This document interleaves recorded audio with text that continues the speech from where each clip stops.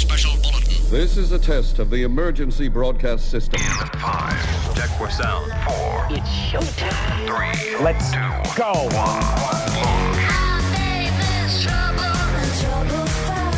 Thanks to Rode Microphones and Harlan Hogan's VoiceOverEssentials.com, the home of the Portabooth Pro. This is the Pro Audio Suite podcast with Robert Marshall from Source Elements and Someone Audio Post, Chicago. Darren Robbo Robertson from Voodoo Radio Imaging, Sydney. From LA, George the Tech Whittam, the tech to the VO stars. And me, Andrew Peters, voiceover talent and home studio guy.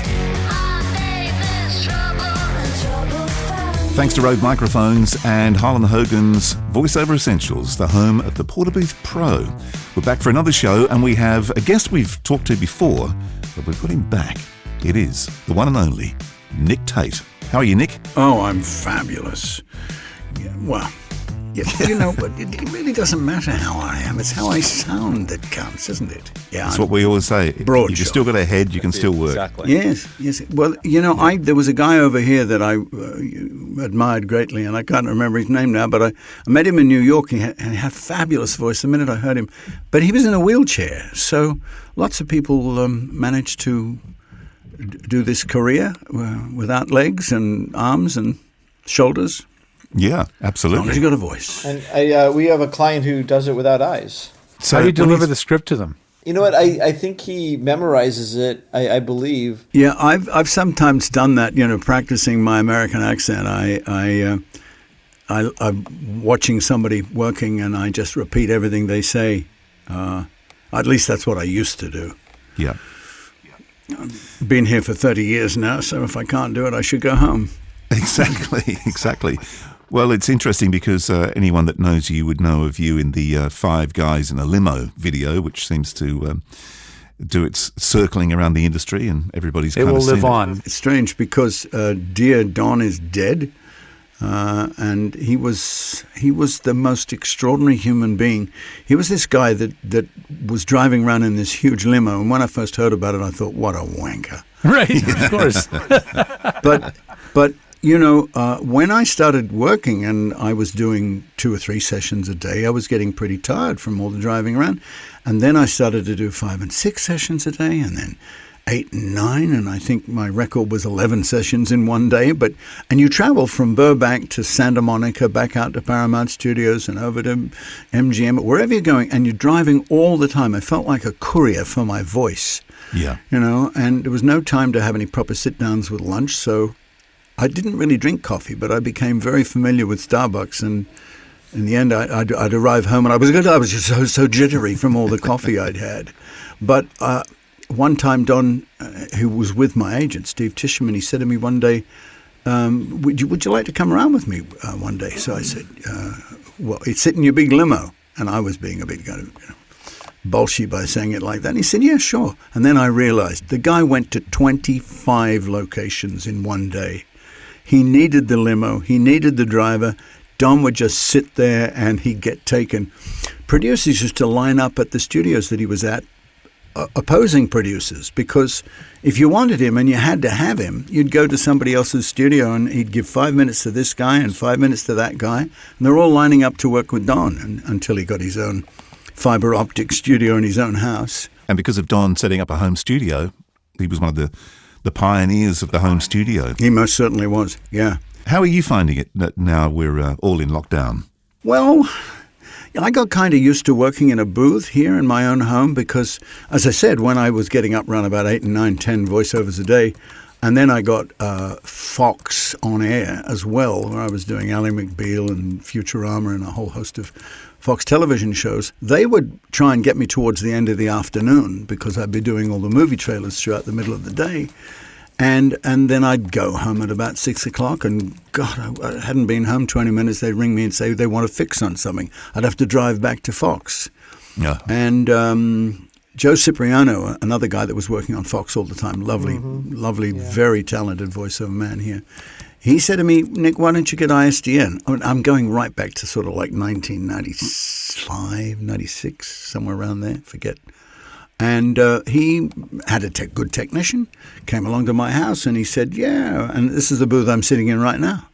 I'm underneath the stairs in the middle of the house, and it's got all the Sonics rubber all over it.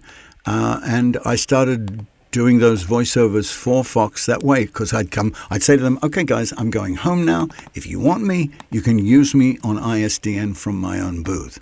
Oh, you got a booth now, have you? I said, yeah, well, I have to. I'm driving backwards and forwards all the time.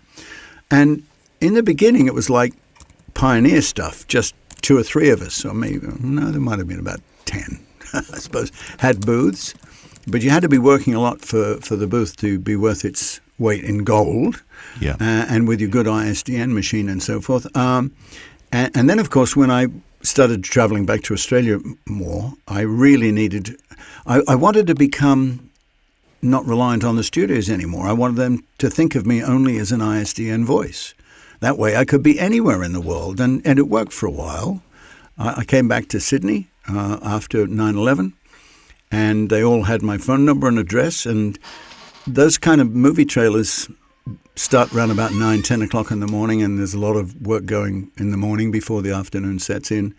And so that, of course, is 10 o'clock in the morning in LA is like 3:30 or 3 o'clock in the morning in Sydney.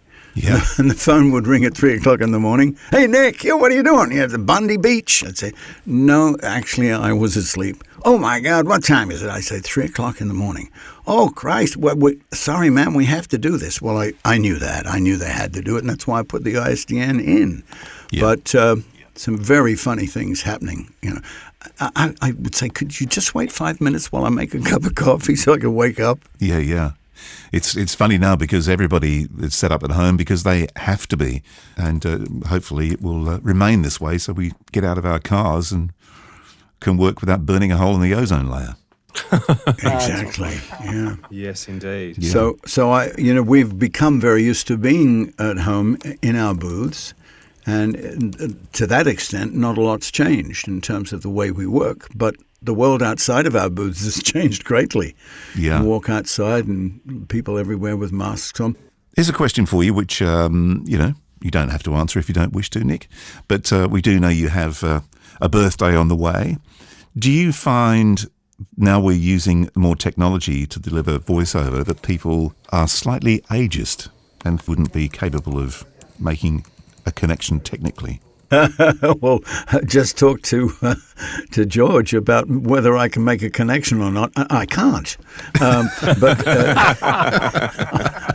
it took me 20 minutes to hook up with you guys. But the thing is that now with IPDTL and Source Connect and these things, as was rightly pointed out to me, Nick, we sent you the link. All you've got to do is click on the link and boom, there you are. And of course, when I did, it worked. But although I used to have Chrome on my computer, my son, he's the tech whiz in our family, and he's now 40, he comes into the house and he changes everything on my – Dad, I want to go – there, you're fixed now. I said, what did you do? He said, doesn't matter, everything's fine. And then I don't know what I'm doing on my computer. Right. Or he gives me a new one. The other day he snatched my iPhone 7 out of my hands and said, that's archaic. And he gave me his iPhone 11, which he'd traded up for some other one that's even newer than that. And I cannot work this friggin' thing. It's just, so how do I handle the modern age? I hope that people dial me mostly. Yeah. And I used to work a lot on Dropbox. When people wanted me, I'd record everything on Dropbox and send it to them. Mm-hmm. And I'm quite good at that. Yep. But I'm learning new systems. When you say age, are they ageist? I think you're referring to the fact that people of my age are not technically able. I've met some guys that are, but I'm not one of them. I just hope they call me, and they do with monotonous regularity, thank God, because voiceovers is money for old rope, really, isn't it? It's a very difficult art form. Yes, extremely. That very few people can get their head around. You lead me to a question that I was thinking about when Nick was talking about his age. I mean, you have been in the industry for a long time. Oh well, yeah. I went to England in 1965, where a whole new era of, for me, British television, which was superb, BBC in the big round building there, but lots of pirate radio, which was supposedly done out of ships out at sea. But some of the pirate radio was actually done right in the heart of London in secret places. I think that the authorities really knew that was what was going on. And I started getting commercials in Britain, and I was living in Wandsworth, and I used to get on my little bike and ride it into the city, into Soho, where the studios were, doing voiceovers there. And I kind of learnt my voiceover career in England. And I think I really honed my craft in Australia. Australia's always been kind of like a champion for me by way of film and television and radio. So innovative and different. We did have to learn from other countries, but in the end we went our own way with our own style. And now, of course, the Australian actor, and I mean women and men, including the voice people as well, are kind of like pioneers in the world. You watch the Oscars here, and half the people being nominated are either from Australia or England. Only about 1/3 of them are from America. It's true. And the American actors are pretty bombed out about it. They sometimes get quite upset when you're at an audition. They say, "What the hell are you doing here? Why don't you go back and work in your own country?" You know, you guys come and steal all our work from us. Yeah. I said, well, you can go to Australia and try and steal the work out there, mate, but you'll find the competition pretty tough. Yeah. Just quickly, sorry, AP, just to follow on, just one follow-on question from that. Does Nick Tate have an alter ego when he steps behind the microphone? The ignominy of the microphone, in other words, I could be doing it in my underpants. Nobody would know. In fact, I have done. And so there's that blessing that you can become another character by your voice, different accents and all sorts of stuff. It's far more difficult on camera or on the stage to do it because you have to be dressed appropriately. And you have to look like that character. I always remember my mother, she did a radio series called Hell Hath No Fury Like a Woman Scorned. It was called A Woman Scorned, but it comes from that expression, Hell Hath No Fury Like a Woman Scorned, where a very beautiful woman is taken by her kind of avaricious and jealous husband to Africa. And she gets eaten, well, in the story, she gets eaten by a lion. And he leaves her for dead, and she's very rich, and he comes home with all her money. And the person that finds her happens to be a plastic surgeon doctor, and he spends about 3 years putting her back together and takes this rather dumpy, plain-looking woman and turns her into a raving beauty. And so the whole story is about how she comes back to town and into the city and makes him he doesn't know who she is, and she makes him fall in love with her all over again, and then she reveals who she is, and he gets appropriately escorted off by the authorities. Well, my mother played that role on radio, and I know that it sounds a fairly obvious thing to do, but everybody was astounded by the fact that my mother, who was a very trim, good-looking young woman, could sound like this big fat woman when she was talking, with a strange kind of an accent, which she then changed when she became the beautiful girl again. Well, I see now I made it all sound ridiculous. She made it work, and I think the best actors do, and it's not just with how they dress. I mean, Russell Crowe has got a fabulous voice. Yeah. And I'm not talking singing voice, a pretty shitty singing voice, but he has a wonderful voice. And see, I've never understood quite why Michael Caine was as famous as he is, because his voice is awful. Richard Burton, I mean, he probably had the best voice on the planet. And I think that Anthony Hopkins probably is as good as he is or was. The other thing about Anthony Hopkins is he's a brilliant mimic, and he can do Richard Burton to a T. Yes, he can. Well, they're both Welsh. Yes, but that ability to change your voice. Yeah. I think that more often than not that the actors that we like the most, with the exception of Michael Caine, do have great instruments. It mightn't be beautiful, but it's just got a quality that really it makes them the complete, what's the whole 9 yards, as they say. It's not just their looks. So how did you start learning the art of voiceover? I used to have a little Grundig reel-to-reel tape recorder, because people have often asked me, someone just yesterday, about how do you learn to become a voiceover guy? I said, well, you copy. You listen to other people. You listen to the people that are doing it and that they're successful. And if you happen to have the kind of voice where you can mimic them, then in the beginning, do. And then later on, of course, you must make it your own. But you will develop that. And people say, well, don't you have to have a fabulous voice? Well, you do have to have a good voice. But there are three things I always tell people. First off is that you've got to have a voice that's interesting, that people, it doesn't have to be fabulous, it's just got to be interesting and people want to hear it or are kind of interested in hearing it. That's one thing you must have. The second thing you've got to be able to do is you have to take a piece of copy, which generally is a 30-second commercial. You've got to be able to read it in 28 and a half seconds exactly. And it's usually written in 35 seconds. So you've got to make 35 seconds in 28 and a half seconds and make it sound like you're not hurrying. Yeah. And then the third thing is that you've got to be able to say the product name without stumbling over it. And some of the key words in the commercial, like brilliant or tasteful or strong or better, all these little words that are describing what it is you're advertising, but not make it sound like you're pointing them out. And having said all that, if you can do that, you'll probably get a career in voiceovers. Do you think you're a really good mimic? Who, me? Yeah. Oh no, I do accents, but no. I quite often get asked to do Liam Neeson. I guess there's a kind of a vocal quality that's a little similar to Liam Neeson, but I'm not. I never have been a mimic in that sense. As a child or as a young man, when other people were listening to the Beatles and Elvis Presley and so on in my era, I had all Peter Sellers records, best of Sellers songs for swinging Sellers, and I was learning all the British dialects and everything, all a la as Peter Sellers. And hey, Major, some rotten man stole the strings off my guitar. How many times do I have to tell you? The whole point's away from you. Oh, so much to learn, so little time. Yeah, that sort of stuff, all his accents. And so when I got to England, I was already on the way to having kind of like a comedic English accents, British accents, Irish, Welsh. I used to go on the train.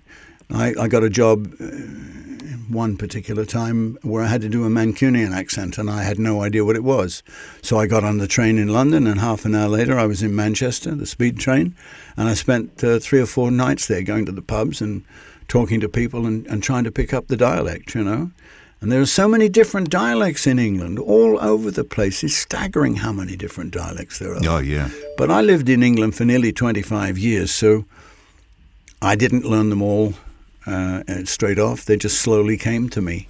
It's like the United States, the range of dialects here, but just condensed into a much, much tinier geographical area. Yeah. You don't have to travel far in the UK to hit another accent. Now, changing the subject, just give us a bit of an idea of what kind of voiceover work you've done. Yeah, I've done all kinds of voiceover work, really.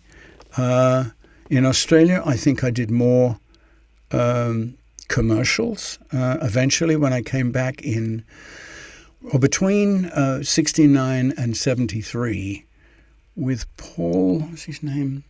Very funny, clever guy. He had a studio called Hello Testing. And I did a lot of work for him because he was a great talent. And he used Jim Pike a lot. So Jim and I would often work together or move in and out of the studio, having just swapped seats. And then I went back to England again and worked more over there and did quite a lot of work, as I told you, on Capital Radio and some of the pirate radio stations that had ships at sea. And we were doing those commercials. So I'd wanted to get work in America. And after I did Space 1999, I was actually asked to go and work there. But I just got married to Hazel, and I didn't want to leave England. My career in England was really cooking. And I thought that the American people, if they really wanted me, they'd send for me. I thought Space 1999 would do it. I was being asked to science fiction conventions, so why wouldn't they bring me over as an actor? But they never did. So I kind of blew that one entirely. I should have gone and weighed in on the fame of Space 1999 when it was on air every night. It was, although it wasn't a huge success, it was popular enough for it to have made me a very viable young actor in America at the time. People wanted to see me and wanted to offer me work. So finally, I was doing Dolphin Cove by CBS and Paramount. I was having my 40th birthday or something in Sydney. It was 18th of June, which was 4 days ago. And the people there were asking me what I was going to do with Dolphin Cove, and one of them was a girl that had a family living in America. And she said to me, well, you should go to America and talk to the producers because you're right on the verge of network pickups. And when the series are happening, they choose on the 21st and 22nd of June in America what shows are going to be picked up by network and what shows are going to be dropped. So she said, you need to be there now.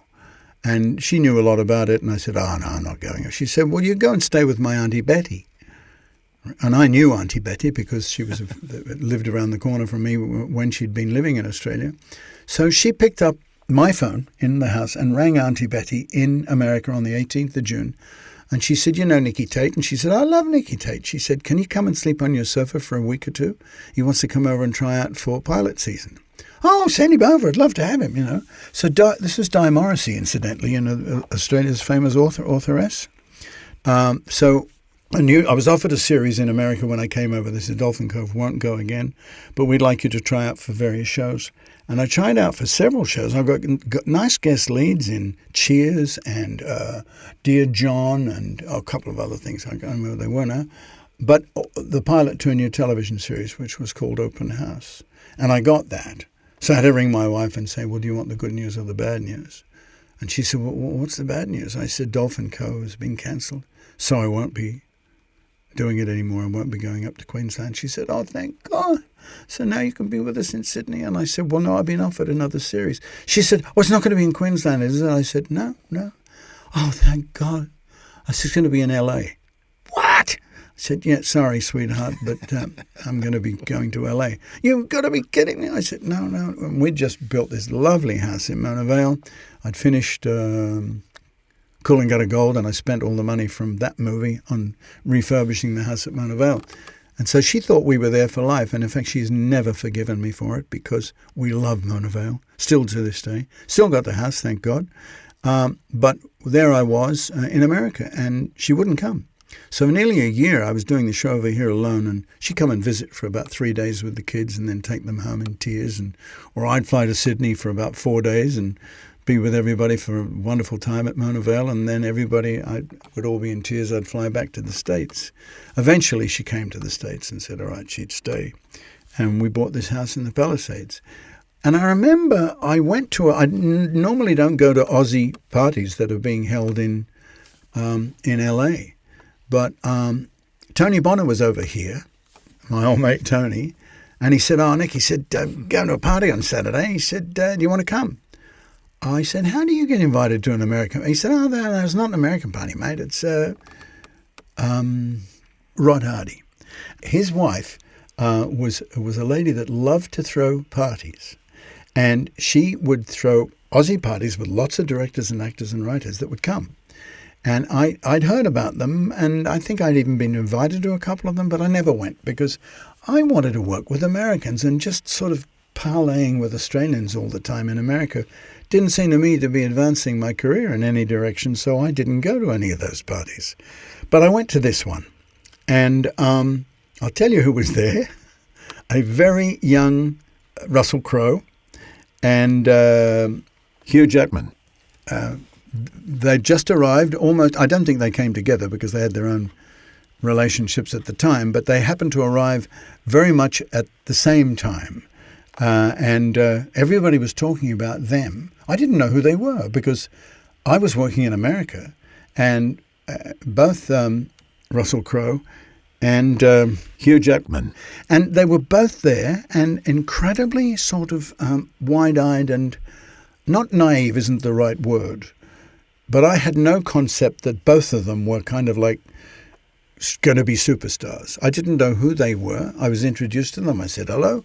They actually knew me better than, well, I had no clue who they were because they were doing good work in Australia at the time. And I'd been working in America, so I had no knowledge of who they were. And there was a guy there who spotted me. He was an old fella. And he came over to me and he said, so how do you like the party? And I said, oh, yes, it's nice. He said, you live here somewhere in the States, don't you? And I said, yeah, I'm down in the Palisades. Oh, you must be doing okay. And I said, well, I've had a couple of series, so you make money. And he said, yeah, but, you do voiceovers, don't you? And I said, not in America, I don't. He said, why don't you? And I said, I don't know. I've got a voiceover reel and I have a voiceover agent, but they never call me. He said, but that's crazy. He said, you could be earning $1 million with your voice. I said, oh, yeah, sure. Right. He said, no, I'm not kidding. He said, I make movie trailers. I work with Don LaFontaine a lot. You know who he is? And I didn't know who he was. No, I don't. You don't know who Don is? I said, no. He said, well, you will. And he said, here's my card. I want you to give me a call. Come over my house and we'll do some subs. Have you ever done any subs? And I said, I don't know. What's a sub? Submissions for movie trailers. He said, I do a lot of them. So, and a guy I used to work with all the time, sadly, he passed away. So, and you have a quality in your voice that's very like him. I need somebody like you. So I'm prepared to pay you a couple of $100, maybe $300 a visit. You come on my house, cash in your hand. Is that okay? And I said, yeah, I guess. Yeah, sure. I mean, I'd been earning several thousand doing the television series, so I wasn't really interested in doing voiceovers for a couple of $100, really. I'm not being disingenuous. I literally didn't know who he was or what it was about. And here's this man promising I could make millions of dollars doing voiceovers. I didn't know anybody could make millions of dollars doing voiceovers. So I didn't call him. And about, I suppose 10 days later, my phone rings and he says, geez, you're a hard man to track down. Oh, are you working? I said, excuse, who is this? He said, oh, come on, don't shit me. You know who I am. Nobody sounds like me but me.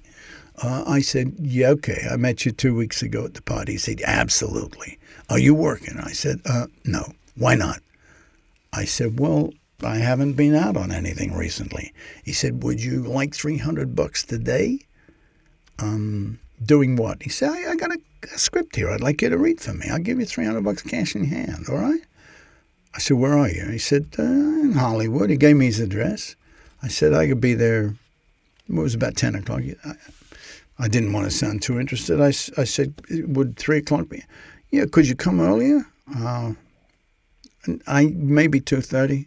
I got there at 2:30. He had this broken down old house living over the top of Universal Studios, actually right on top of that hill.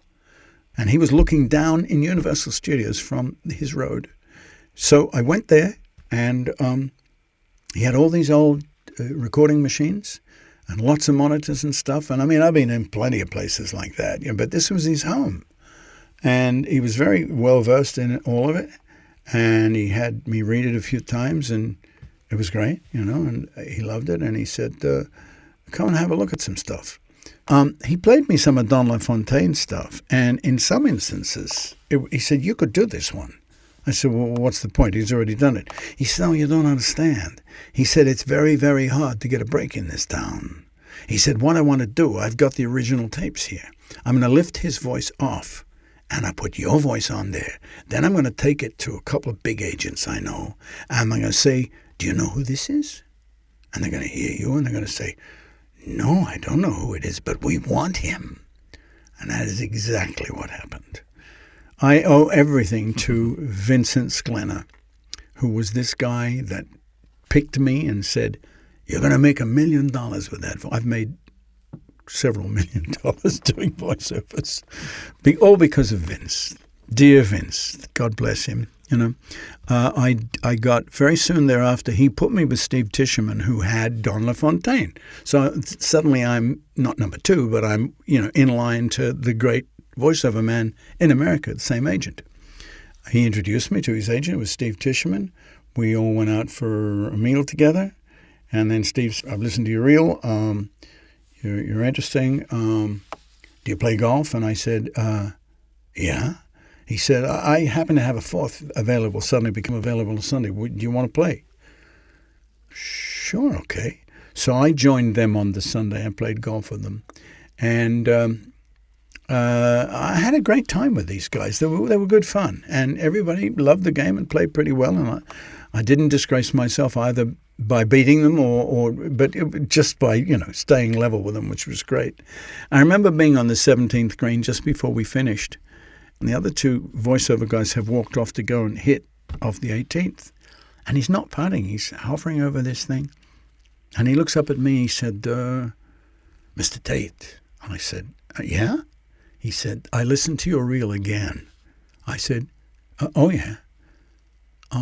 Would you like to come in and sign papers with me tomorrow? I said, yes, I would. Thank you very much. This was the god of agent voiceovers, man, Steve Tischerman. Yeah. He had all the best people. It took a while, about 4 months of kind of trying several things. And he would say to me, Nick, you've got to cut through. You tend to whisper too much. That's never going to work. And then I did Jurassic Park, and I whispered. And they all went, oh, we love him. He said, you can whisper all you like now, Nick, because it's not whispering, it's just intimate, and it's... Actually, the first thing I did for him was 1492. 1492, Conquest of Paradise. Yeah, just beautiful music with Vangelis. Just the most wonderful film. I didn't know that I was good at doing movie trailers. I just thought that, all voiceovers, well, this is a narration for an industrial area where people are digging for oil or whatever it is. And I was becoming very much that sort of a voiceover guy that told the story of the narration of the documentary. And they weren't using me for American commercials. I've never really been used for American commercials. I would love to do commercials more, but I've not gotten them. Movie trailers became the thing for me, and it was. I love the storytelling quality of it. A mystery or a comedy. Yeah. And for the longest while, they wouldn't give me any drama. I did. Well, Jurassic Park is not drama. It's magical. And it's not kid stuff and it's not adult stuff either. It's just kind of an in-between wonderful fantasy area. But then, I would never have got something like Independence Day, the day we fight back. But I did. And that became huge for me too. So suddenly, Tischerman had always said to me, stop whispering. Then I did stop for Independence Day. So what's life like now? So I like playing golf. I like being with my grandkids. I like building things at home. I play the stock market all the time. I'm having a ball. And occasionally I do voiceovers. Yep. And occasionally I do an on-camera job. I did The Blacklist just over a year ago in New York. I was asked to go and play an Irish villain in that. And some years before that, I did Lost. It's funny how some of these shows, people said to me the other day, you were on Lost yesterday. I went, wait a minute. No, I did Lost 10 years ago, or maybe 20 years ago. I can't even remember how long ago it was. But it's funny because in repeats, people will ring me up and say, just saw you on television. Did you know? And whatever it was. I've done so many things. That's the beauty of residuals in this country, In England and Australia, the residual payments were not great, but in America, actors live off their residuals. It's an annuity that it keeps giving. I mean, I got something the other day, and this is not much, but it was like $2 and $3 and $4. There was about 15 shows that I'd done 40 years ago. My father was an actor and a voiceover guy. I think I might have mentioned this before, but he was one of the voices in Thunderbirds for the Anderson family. Jerry Anderson, Sylvia Anderson, and my father was one of the ancillary voices. Because Ray Barrett and Charles Tingle, they were both permanent voices in the Thunderbirds as Australian actors, and they loved my dad. So when he came to England, they said to the Andersons, "You got to use Johnny Tate." So he came along and he played lots of the bad guys that come in, or the pilot from somewhere else, and so he had all kinds of guest spots that he did continually in that. And when he died, he left me his Thunderbird residuals, which I thought was a funny, quaint little thing to do. I get $200-300 a year from my father's voiceovers from Thunderbirds. And that's been for, right? I get maybe, I think, every quarter, so 4 times a year. So I don't know when it will ever finish, if it will ever finish. This show was mixed by Voodoo Sound. Edit by Andrew Peters, using Source Connect Now and Rode microphones, with technical support from George the Tech Whittam. Don't forget to subscribe and like us. You look for trouble.